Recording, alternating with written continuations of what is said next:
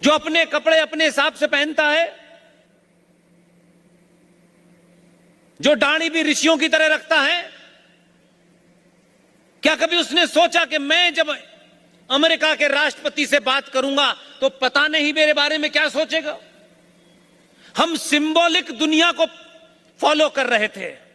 उसने कहा मेरी दाढ़ी कितनी लंबी है, मैं कुर्ता क्या पहने हूं, मैं 12 दिन के व्रत में हूं, लेकिन जब चर्चा होगी तो आंखों में आंखें डाल के होगी। और मैं अपने राष्ट्र का, अपने देश का वो पक्ष रखूंगा। मेरी भाषा में, मेरी वेशभूषा का कोई लेना देना नहीं है। इसलिए वो मैसेज आपको देता है, किसी और को नहीं देता। ये 700 साल की मानसिक गुलामी और 70 साल की आजादी के चलते आज आपकी स्थिति ये हो गई है कि आप अच्छे को अच्छा कहने से शर्माते हैं, सच बोलने से शर्माते हैं। लिहाजा उसने तय किया हम अपने घरों में जरा सा कुछ भी कर दें तो तैयार होते वक्त 5 बार पूछेंगे लोग, पता नहीं यार ये मैं ठीक लग रहा हूं।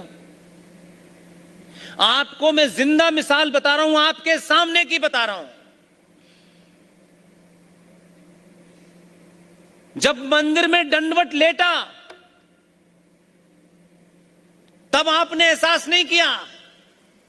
जब प्रधानमंत्री की पहली बार शपथ लेकर के पहले देश का दौरा किया, कौन सा देश था वो?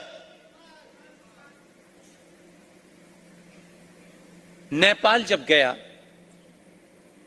तो नेपाल जाने से पहले, नेपाल के राजा से मिलने से पहले पशुपतिनाथ मंदिर में जब वो अंदर गया, ये बात आप बार बार देखें। आज विजुअल की दुनिया है, कोई विजुअल को गलत साबित नहीं कर सकता, जाके देखिएगा। पशुपतिनाथ मंदिर में भारत का प्रधानमंत्री अंदर गया, जब बाहर निकला तो लंबा चौड़ा तिलक, कई सारे रुद्राक्ष, तब लगा कि यह सनातन का कोई संत बाहर आया है। ये ताकत उसको आपने दी, इसलिए वो अपनी पहचान पे शर्माता नहीं है और बार बार 95 करोड़ सनातनियों को मैसेज देता है। और कुछ सनातनी अगर देख नहीं पाते हैं पहाड़ में, बिहार में कहीं बिजली चली जाने से, तो वो शाम को केदारनाथ में जाके बैठ जाता है। बार बार आपको मैसेज देता है, आप दुनिया के सबसे सुंदर लोग हैं, आप दुनिया के सबसे ज्ञानी लोग हैं, आप दुनिया के सबसे पुरुषार्थी लोग हैं। आपने अपनी नाभि को एक बार छू के तो देखिए कि आप किसके वंशज हैं। इसलिए आपने अपने आइकॉन वैसे ही बनाए। वो आपके आइकॉन चेंज करना चाहता है, इसलिए इंडिया गेट पर कल 28 फीट ग्रेनाइट की मूर्ति लगा रहा है। इसलिए सरदार पटेल की मूर्ति उसने गुजरात में लगाई। नहीं जानते क्यों लगाई? इसलिए नहीं कि सरदार पटेल ने उन रियासतों को एक किया था, वो एक काम था ऐतिहासिक। 2 ही काम ऐसे हैं जो सरदार पटेल ने किए, और वो ये सोच के गए थे, पता नहीं, उनको भी नहीं पता था, थे वो भी गुजराती, कभी उनके मूल में भी नहीं रहा होगा कि जो काम वो छोड़ के जा रहे हैं ऐसी स्थिति में करके गए कि जब भी कभी यह समाज चेतन होगा, जागृत होगा, तो सिर्फ उस कागज को निकाल के सामने रख देगा। पार्लियामेंट में बहस हुई, वो शेख अब्दुल्ला जो उनके खासम खास दोस्त थे, चचा नेहरू, उन चचा नेहरू ने शेख अब्दुल्ला को देशद्रोह के केस में जेल में डाला। वो आया इनके पास, अंबेडकर के पास आए कि हमें विशेष रियायतें चाहिए कश्मीर के बारे में।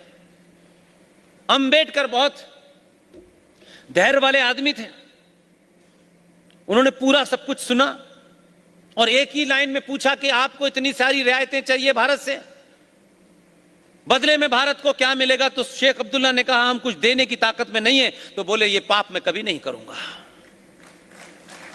क्या ये पढ़ाया गया, ये बताया गया?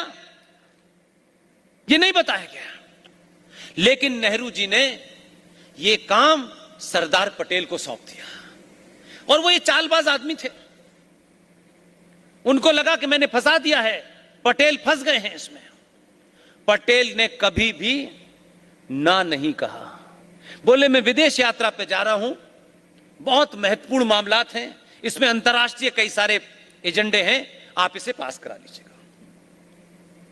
अब अगर आप आज के दौर में जब एक नाम सुनते हैं इतिहास में कि विजनरी, वो जो कबूतर उड़ाते हैं उनको बताया जाता है वो विजनरी थे, हमने देखा तो उनकी विजन कहीं ठहर जाती थी आसपास में ही कहीं, उनकी विजन तो एक आधी जगह ठहरती थी, लेकिन उन्हें विजनरी बताया गया।